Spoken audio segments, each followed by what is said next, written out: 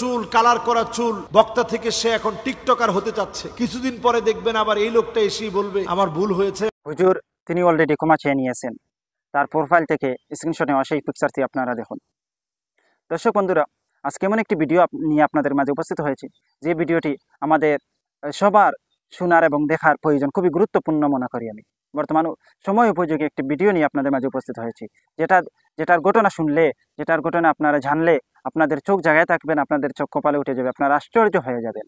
উমর ফারুক নামে যিনি একজন ইসলামী স্কলার, কুরআন এবং হাদিস থেকে সরে গিয়েছেন। কোন কারণে তিনি কুরআন এবং হাদিস থেকে সরে গিয়েছেন, তার পিছনে কোন রহস্য লুকায়িতভাবে রয়েছে, সেটা আমরা তার মুখ থেকে শুনবো। তাই মনোযোগ সহকারে সম্পূর্ণ দেখার জন্য অনুরোধ রয়েছে এবং সর্বোচ্চ শেয়ার করার জন্য অনুরোধ করছি। শুনুন তার মুখ থেকে এই ভয়েসগুলা।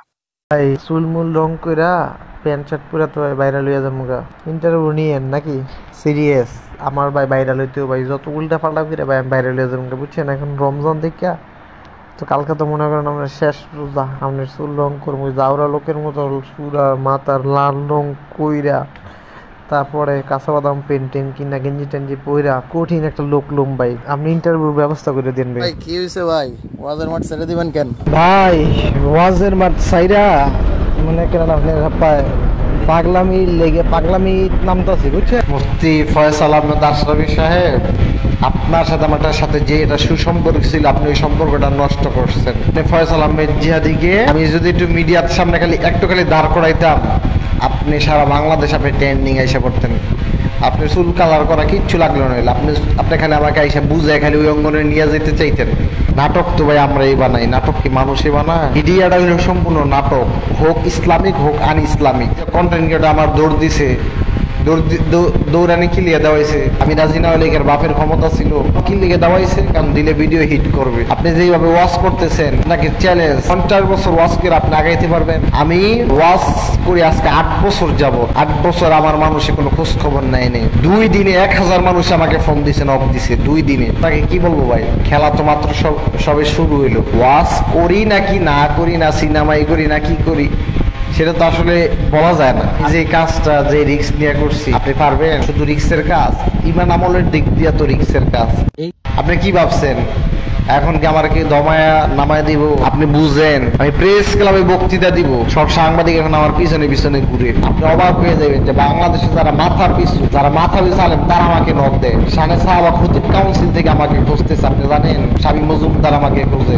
আপনি বলেন আমি নিজেও তাই হিসাবে বিরোধিতা করছি। তাই হিসাব কোথায় আর আমি কোথায়? আপনি ওয়াজ করলে 100 জন লোক আসবে, আপনার লোক আসিফ কি ওয়াজ করে লোক যায় কেন? আপনার লোক আসিফ রে সারা বাংলাদেশের মানুষ টাইনা নামাইতে পারবে আলেমরা? পশ্চিমকালেও সম্ভব না। সেটা হচ্ছে আপনি যেই সোরটা নিয়েছেন ভাইরাল হওয়ার, কিন্তু ভাই অনেক টপিক ছিল। আপনি এটা কিন্তু ভাই ওলামায়ে কেরামের মারাত্মক বদনাম হয়ে গেছে, বুঝছেন নি? আপনারা ভিডিও দেখলেন, তার মুখ থেকে ভয়েসগুলো শুনলেন।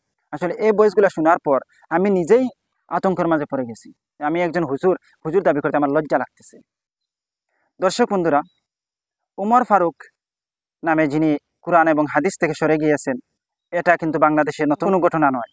তারই আগে আমাদের বিগত কয়েকদিন আগে আমরা দেখেছি, যাদের মাথার মধ্যে ভাইরাল হওয়ার চিন্তা ঢুকেছে তারাই কিন্তু কুরআন এবং হাদিসের বিপক্ষে দাঁড়িয়েছে। যেমন কয়েকদিন আগে আলামিন নাম করে হাফিজ একটি ছাত্র, হাফিজ থেকে সে টিকটকার হুজুর হয়ে গিয়েছিল। তখন সে ভাইরাল হয়ে গিয়েছিল, তখন সে সোশ্যাল মিডিয়ায় এসে ক্ষমা চেয়ে নিয়েছিল। হুজুগে বাঙালি যারা রয়েছেন তারা কিন্তু সদরে তাকে গ্রহণ করে নিয়েছে। আবরারুল হক আসিফ, যেনাকে এই পুষ্পা হুজুর নামে পরিচিত তিনি লাভ করেছেন, বা আফা হুজুরি নামে পরিচিত, তিনিও সেই উল্টাপাল্টা কয়েকটি ইংরেজি শব্দ ইউজ করে অথবা অন্যের আওয়াজকে কপি করে, অন্যের কথাকে কপি করে তিনি ভাইরাল হয়ে গেছেন। এই যেমন আমাদের তাহেরি আঙ্কেলও ঠিক তেমনইভাবে তিনাকে কেউ চিনত না। যখন তিনার মাথায় ভাইরাল হওয়ার দামটা প্রবেশ করলো, তখন তিনি কী করলেন? এই বিভিন্ন পার্কে মহিলাদেরকে নিয়ে হাঁটাহাঁটি করলেন এবং বিভিন্ন এই পর্যটনে ভ্রমণ করলেন এবং বিভিন্ন ওয়াজ মাহফিলে ড্যান্স করলেন, জিকির করলেন, ফালাফালি করলেন, জিকির করলেন, যার কারণে উনি ভাইরাল হয়ে গেছেন। বর্তমানে দেখা যায় তার বিকল্প উমর ফারুক নয়।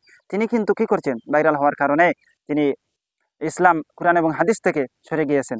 ভাইরাল হবেন, প্রথমে তিনি একজন মিডিয়াকে ব্যবহার করেছিলেন, মিডিয়ার কাছে এই চুক্তিবদ্ধ করে কিছু টাকা দিয়ে চুক্তিবদ্ধ হয়েছিলেন। তখন ওই মিডিয়া ওনাকে ভাইরাল করতে পারেনি। তারপরে তিনি মুসলিম টিভি, এই জনপ্রিয় মুসলিম টিভির কাছে গিয়ে এই চুক্তিবদ্ধ হয়েছিলেন। যখন মুসলিম টিভিও এই দেখা যাচ্ছে যে মন মতন তিনি ভাইরাল হতে পারছেন না, তখন মুসলিম টিভিকে ছেড়ে দিয়ে তিনি নিজের গেট আপকে চেঞ্জ করে ফেলছেন, যা আমাদের মেসাব জাতির জন্য যা লজ্জার বিষয়। আসলে এটা দেখে আমাদের আমজনতা কি মনে করবে?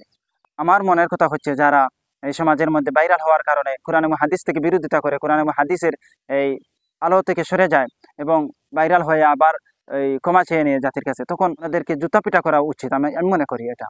কারণ ওকে শিক্ষা দিলে, একজনকে শিক্ষা দিলে পরবর্তীতে তার কারোর মাথায় ভাইরাল হওয়ার দান্দাটা প্রবেশ করবে না। আমরা হুজুগে বাঙালি, আমরা কি করি? কেউ ক্ষমা চেয়ে নিছে, শুধু এটাকে গ্রহণ করে নেই। আসলে তা ঠিক নয়। আমরা বর্তমানে ওয়াজের মঞ্চগুলা কি বানাইছি? আমরা 26 ইঞ্চি আনলে মানুষ বেশি হবে, না ভাইরাল টিকটকার হুজুর আনলে মানুষ বেশি হবে, না জিকির লাফাইয়া জিকির করবে তাকে আনলে এই মানুষ বেশি হবে, সেটা আমরা চিন্তা করি। মানুষ বেশি কিভাবে মানুষ বেশি হয় সেটা আমরা চিন্তা করি।